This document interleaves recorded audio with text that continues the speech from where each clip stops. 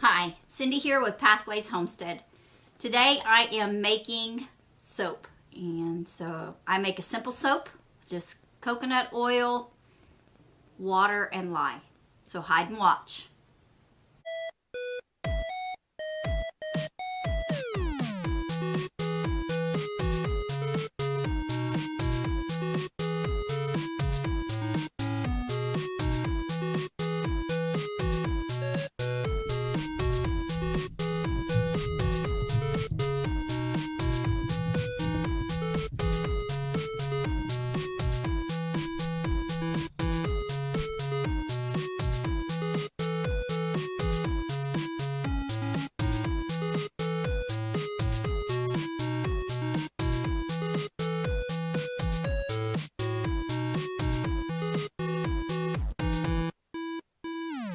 The supplies you need to make soap are gloves,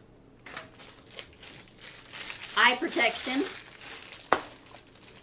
a stick wand blender, a mold, a plastic bowl or glass bowl, or stainless steel, plastic spoon or stainless steel spoon, a scale that will weigh in ounces. You need a container to weigh your lye in, and I use a crock pot. And you'll also need a thermometer. That's it. White vinegar for safety. First thing I'm going to do is measure my water. And you want to set your weight in units of ounces. And I'm going to have 16 ounces of water is how much I need. Lye, 5.6 ounces of lye.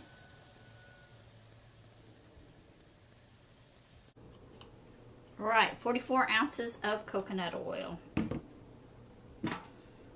We're just going to put that in our crock pot, set it on low, and let it melt. And we're going to rub the coconut oil into our hands. We're outside, and we need a thermometer and our water and our lye. So we are going to slowly add the lye to the water. Never ever add the water to the lye. It's very dangerous. So during this process, I'm outside because you need a well-ventilated area. I'm just stirring this. It's going to be cloudy, and that's okay. I'm just stirring the lye in. And I'm just going to slowly add that a little bit at a time. Stir it well till it looks like it's a little bit dissolved. And then add a little more and stir.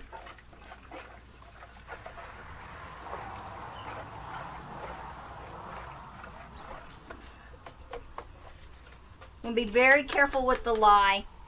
I also have vinegar in the house available so that if I get any on myself or the equipment, I can clean it up with that vinegar. Vinegar will neutralize it. Flushing it with water will help as well. Alright, though, the lye is dissolved in the water. And it's super hot right now. So you want to use plastic or stainless steel so that there's not an interaction with metals. It's very hot. So let's just take its temperature real quick.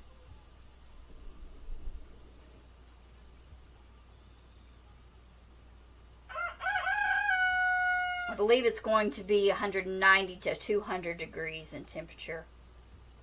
Maybe even a little over 200 degrees. So you need to be very, very, very careful with this right now.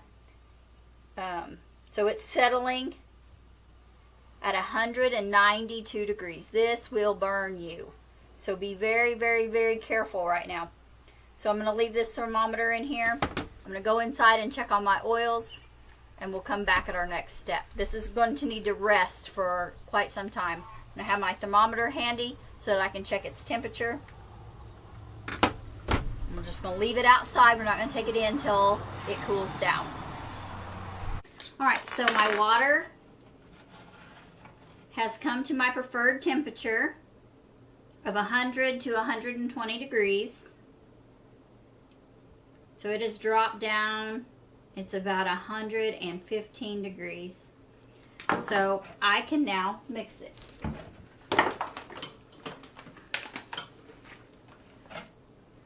So add slowly. And I just pulsate the mixer.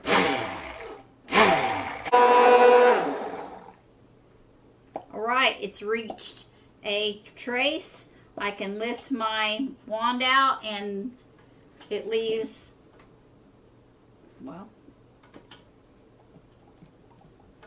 leaves a trace of the wand. You can see it in there.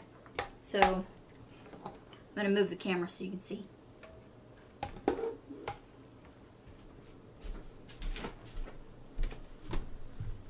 It leaves the shape of the wand in. That is a trace. At this point, before you add your essential oils, that you decide whether you're going to make a cold processed soap or a hot processed soap. So we are at a cold processed soap point. At this point for cold process, we would add our essential oils and pour it into the mold. If we were hot processing, we would grab our crock, put it back in our pot, and we would let it cook for about 45 minutes on low, depending on the temperature of your crock pot. And it would get thicker and be flakier, and then we would put in our add our essential oil and put it in our mold. So the difference between cold process and hot process is time. So you either spend the 45 minutes cooking it, or you spend 4 to 6 weeks waiting for it to finish the saponification process. The heat from the cooking it will speed up that process. Your soap isn't as pretty if you use the hot process. It's not as smooth, it's more flaky. It has air pockets that look like it's in it. When it's cold processed, it's smooth. It's a little prettier soap. It's worth the wait to me. Sometimes. Last thing, let's wrap it. I've got an old towel here. I'm gonna wrap my soap so that it cools slowly.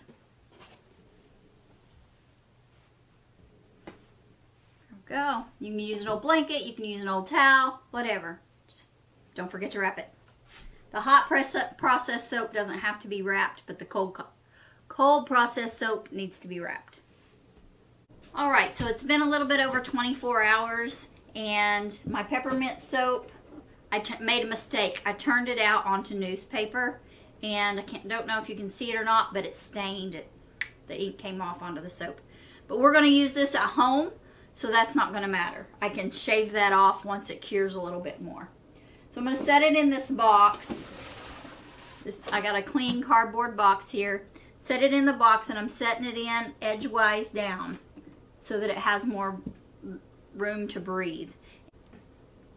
So this is the peppermint soap. It's the first batch I made, and it made 9 3-ounce bars. I did cook it a little bit, and so it does not have to cure as long as the orange oil soap that I did not cook, that I did cold process.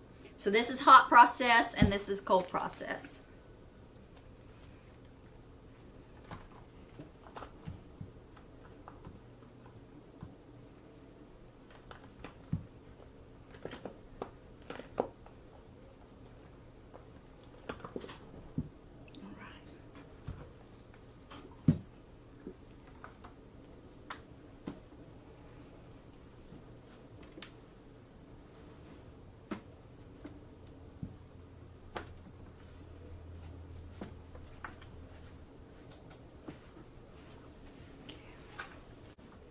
going to rake these pieces out of the way. Hannah, say hi to everybody. Hi. Okay, here is my cold process. So the hot process, you do not have to blanket. The hot process, you need to blanket. I have an old towel that I use to blanket. I'm just going to turn this out. Be gentle. It's pretty soft right now. It will dent. If you're using it for home use, it's not going to be a problem. If you're selling it, you want it to be a little prettier. About the silicone molds. It's easy to turn your soap out. So I'm just going to slice this, and since it's for home use, I'm not going to worry about making sure I get it uniform or anything like that. The reason why you wait 24 hours is for it to set up and solidify and start the curing process. But you don't want to wait much longer than the 24 hours. Otherwise, you will not be able to slice it. It will just crumble.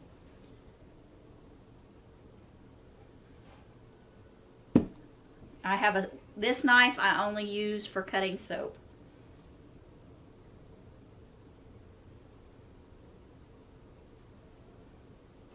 And I'm just laying my knife blade down and measuring it.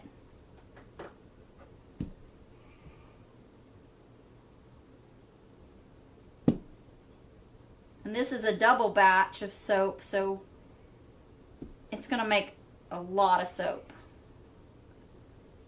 But I can grade this soap up to make my, and then this last one I'm just going to split in half.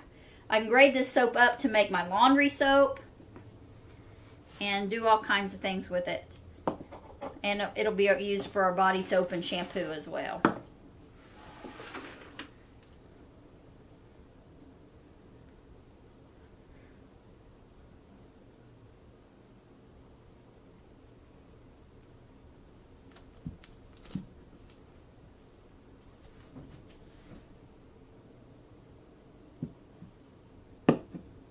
Not a perfect job, but good enough. We have nice bars of soap. So I'm going to do the same with them. Put them on the end. And they'll get rotated as well every day to dry. It's going to take these bars of soap at least 4 weeks. So they're going to get rotated every day, every other day, something like that.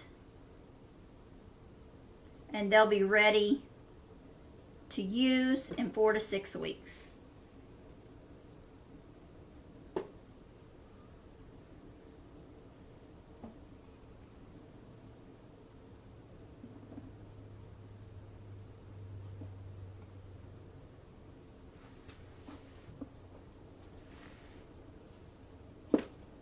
They're a little bit slippery.